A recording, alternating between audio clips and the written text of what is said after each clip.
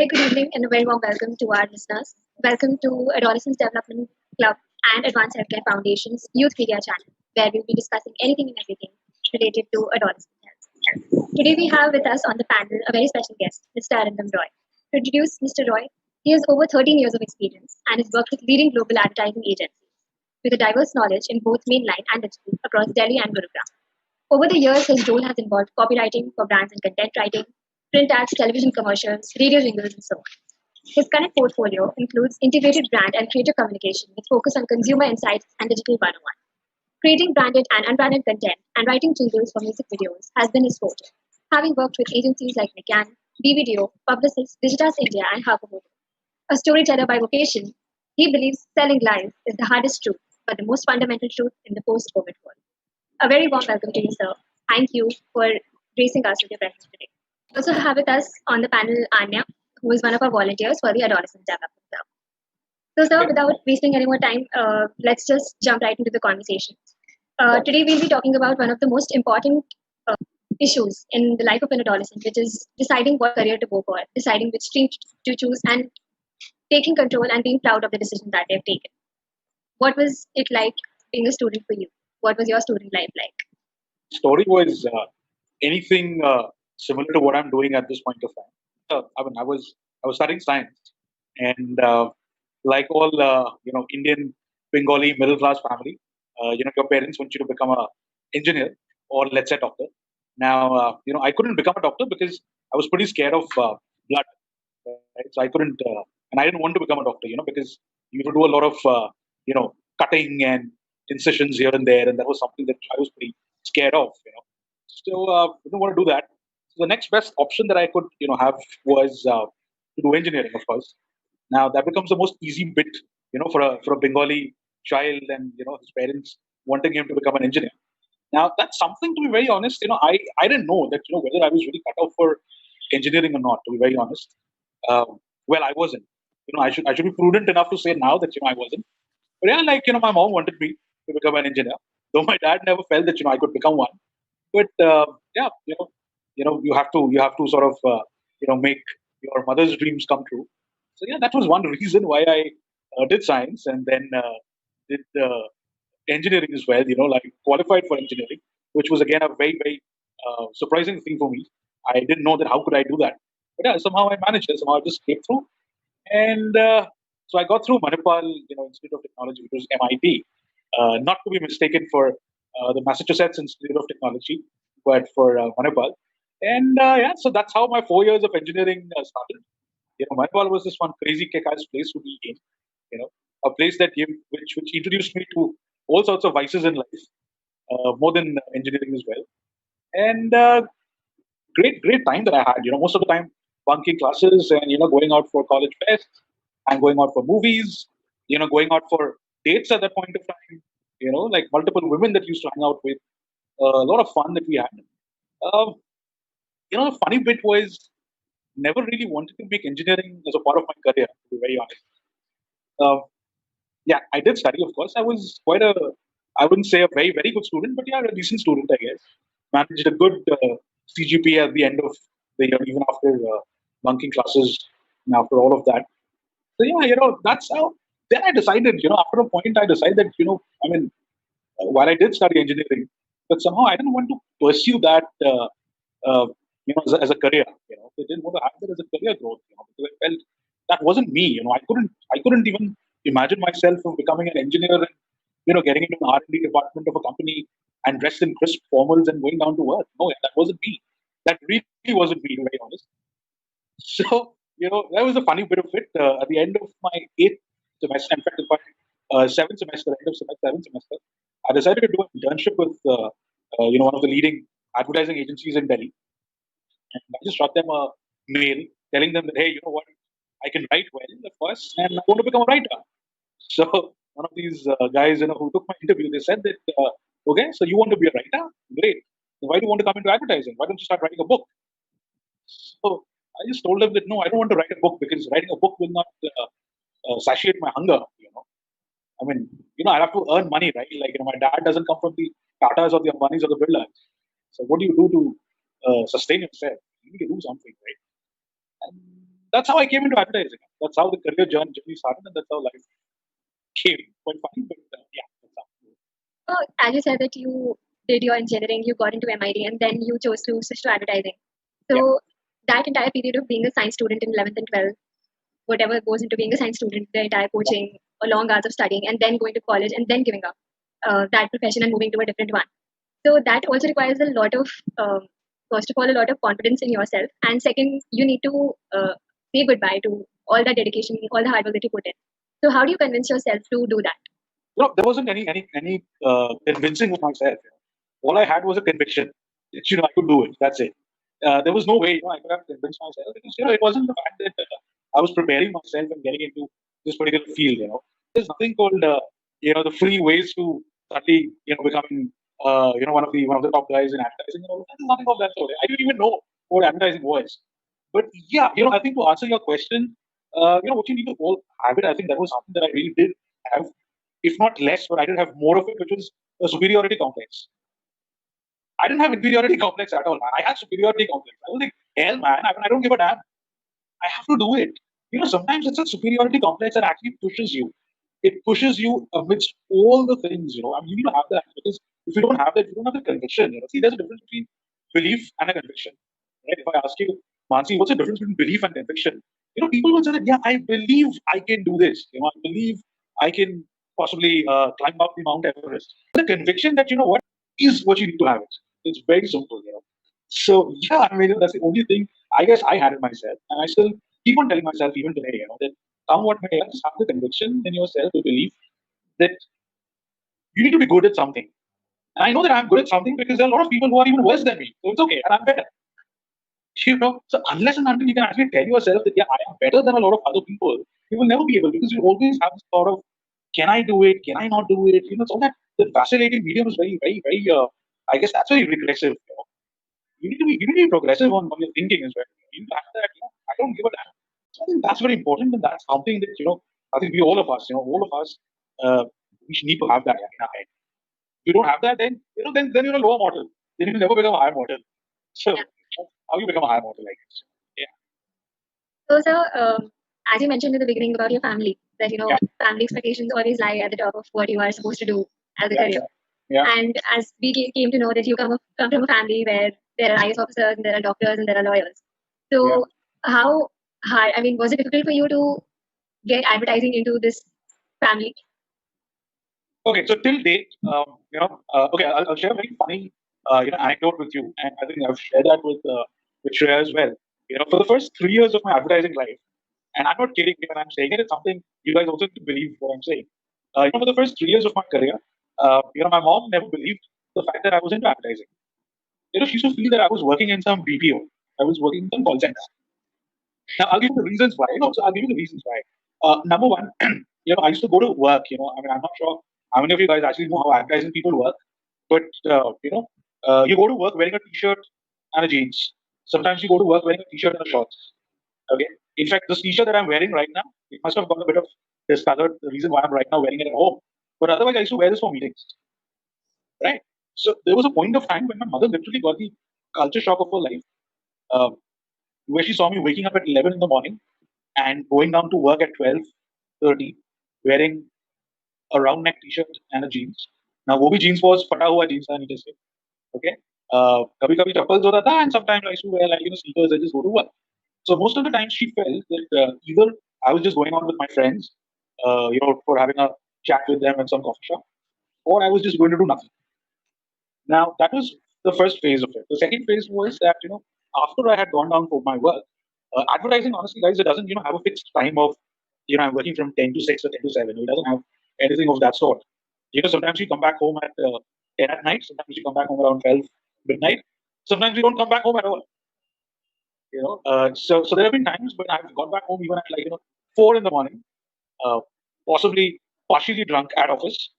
Okay, and so looking at my situation and looking at the way I was, even she had this question that, what are you doing or what were you up to? So it was very difficult, for them to sort of come to terms with the fact that, oh, his son is into advertising. Now, what the hell could be advertising? Yeah? TV में आप देखते हो 30 second का ad. Somebody has bloody made that ad. So what? My parents always felt, oh, Bacha, you must have taken a video camera, shot that nice looking. You took a nice looking model, you shot that, and you made that into an ad. They wouldn't have known that to make an ad, you possibly spend 6 months of sleepless nights. You spend hours and hours of doing nothing but just having coffee in the name of, yaar, kuch kaam karte hain. So that something was very difficult, I guess, for initially, of course, for the parents to also sort of believe in what I was doing. But yeah, I was pretty lucky to have pretty chilled out parents. Yeah, that way, very chilled out parents, and they never bothered after a point of time. What was I doing? The only thing was, yeah, they knew that I wasn't taking money from my dad. So that was the only silver lining that they have felt in so far. So yeah, it went well. So there was no point of convincing them for some sort of an act. It just happened.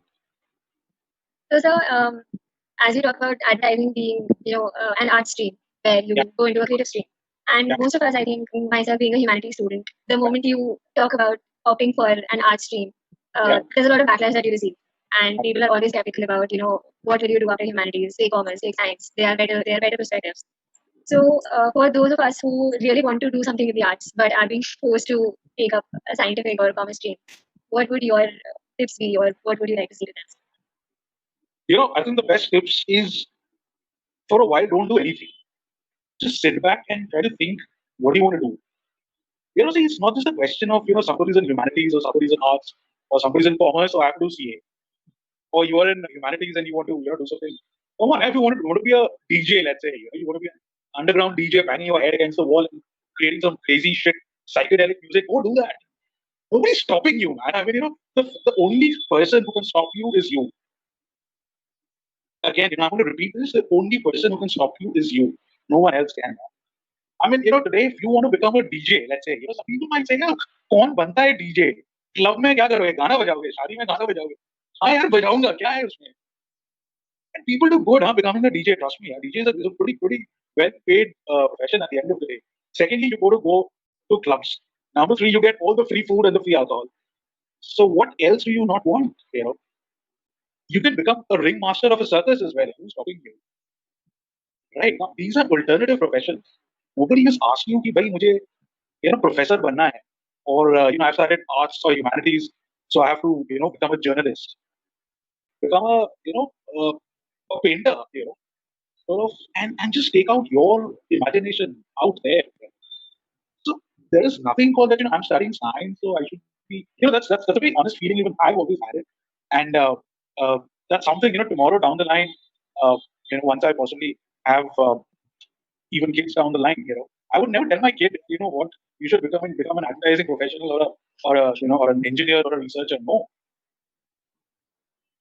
I mean, there's nothing like that. People have become. There's so much of nice professions. People profession. It's a very simple thing. If you follow your mind, you'll become one of those 20,000 people who are graduating every single day.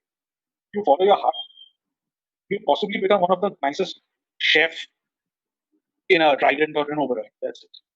So now you guys need to decide. What do I want to become? It's as simple as that. Sir, so just to add a fun element to our conversation today, Anya has prepared this short little game for you.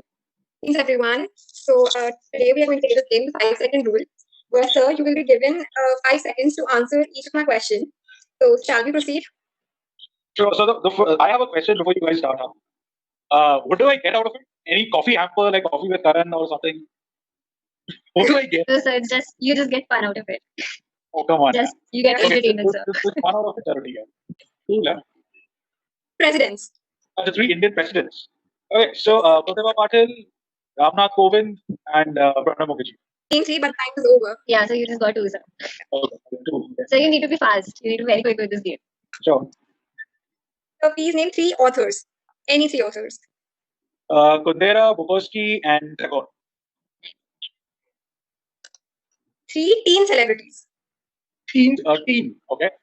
Okay, teen celebrities. I don't know. So Justin Bieber. You lost out on this question. Yeah, I know. I must have lost out. Okay, so the last question is, so please name 3 movie characters. Any 3 movie characters. Characters or directors? Characters. Okay, Jay, Viru, Basanti. Yeah. Thank you so much, sir. That's it. So coming back to what we were talking about. Sure. So, so many of us, while we are figuring out our career options, what we want to do in life, many of us are always looking for this. We're always desperate for this one formula for success. We're always running behind this one idea that just let me know what I need to do in order to become successful eventually. Yeah. So, what do you think would your and I think that formula for success varies from person to person. So, what would your formula for success be? Oh, again, if you ask me a formula, I would say formulas are the worst thing in life because you need to memorize that formula.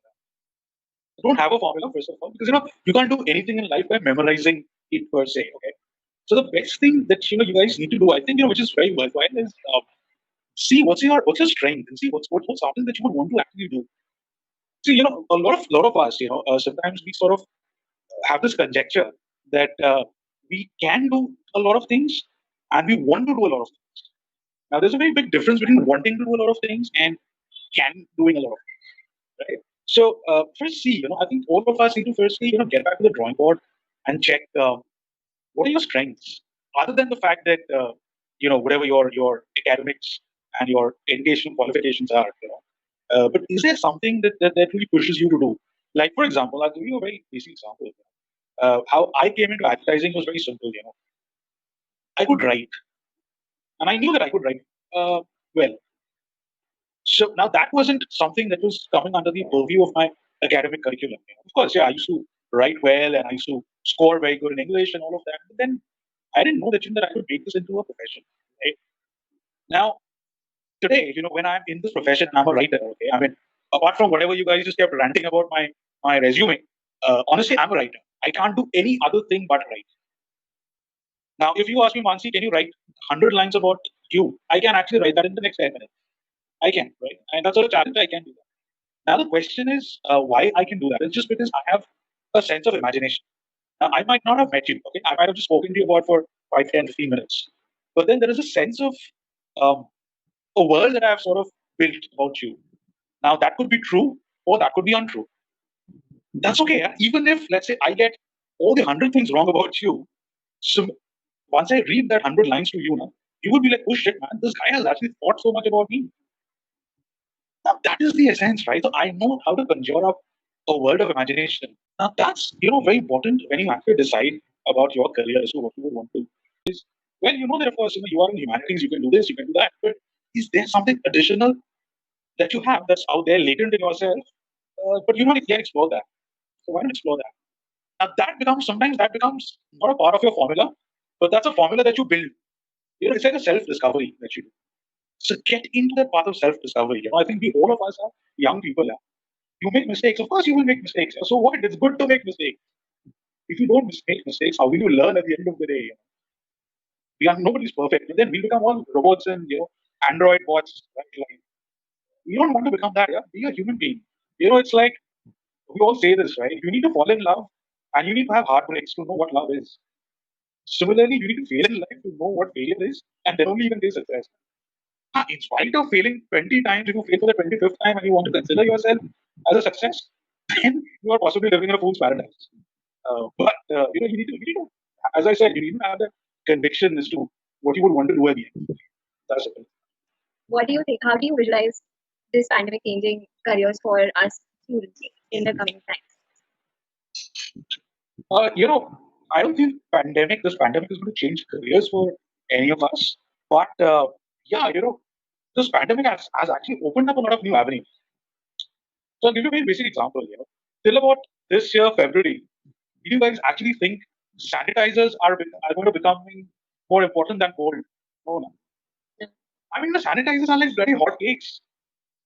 So now, for example, if you become somebody, right, who wants to invent or discover a new sort of a sanitizer that can also give you some sort of a nice fragrance that you can also apply to your body. It sort of acts like a Gucci perfume as well. Imagine that, right? And that becomes a new avenue. And trust me, this is something I guess in this pandemic has actually taught us. That you got to be prepared for anything and everything. I mean, it's almost like when the world throws these unexpected things at you now. It's like what they say, right? That when life gives you lemon, make a vodka out of it. Don't make a lemonade out of it. Come on, making a lemonade is the most given thing in life to do now. So make something that's different. This pandemic has honestly taught us a lot of. I mean, even for me as an individual, as a person, uh, I've also gone through a lot of things in this pandemic. To be very honest, I'll say a very not to sound a little heavy on this, but I lost my mom during this pandemic very recently, and it's also taught me a very important thing in life, which is at the end of the day, you might be feeling sad, you might be disillusioned, you might sort of feel that there's nothing right that's going on in your life, but at the end of the day, in spite of all of this, you got to wake up the next day morning and you got to have a smile on your face because that's how life is. You can't be sitting grumpy and gloomy and crying all day and night. I think that's the best part that this pandemic has actually taught us. Yeah. Come what may, you have to continue with life. So yeah, when it comes down to careers, I would say, guys, it's always nice to choose something alternative. Yeah, also to give it a sort of somebody who can wear masks, who can actually design masks. Why not? Who thought of the fact that suddenly wearing masks would become such a nice and a fashionable, trendy thing? Now imagine if you took this as a career and if you said that, what, I'm going to make the loveliest and the sweetest of the masks that are going to make people look really, really, really pretty. Why can't you do that? So yeah, it's always nice to find out newer alternatives, and I think that's what the pandemic has literally, taught us to do. That when plan A fails, you don't have plan B in place. When plan B fails, you also need to have a plan C. If nothing, then just get up on the table and thump it. That's it. At least would give you some sort of a momentary, happiness, I guess.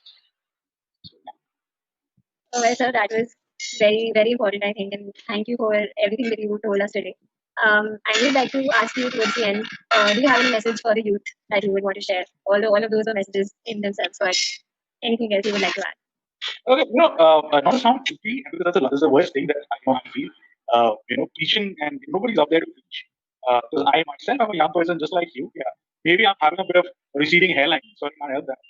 Delhi water has really got that down the line. But when it comes down to messaging, I would just say one very very small thing, that is follow your heart sometimes. Forget about the right side of the brain or the left side of the brain, guys. Those are jargons. And at the end of the day, don't be afraid of failing. I think failing is pretty sweet. Yeah, at the end of the day, it gets people to sympathize, but then you don't need people's sympathy. You don't need people's empathy either. You need your own belief. You need your own conviction. So yeah, it's good to fail. It's okay to fail, and it's pretty interesting to fail as well. Yeah? Because the more you fail, the more you meet like-minded people who are failing, and that's when you get to learn newer things to do. So yeah, that's the only thing for the youth, for the old, for me, for myself. That's a messaging that I would have. Thank you so much, sir. Thank you for the time. Thank you so much, everyone, for tuning in. Please like, share, and subscribe to us, and please tune in for further sessions. Thank you.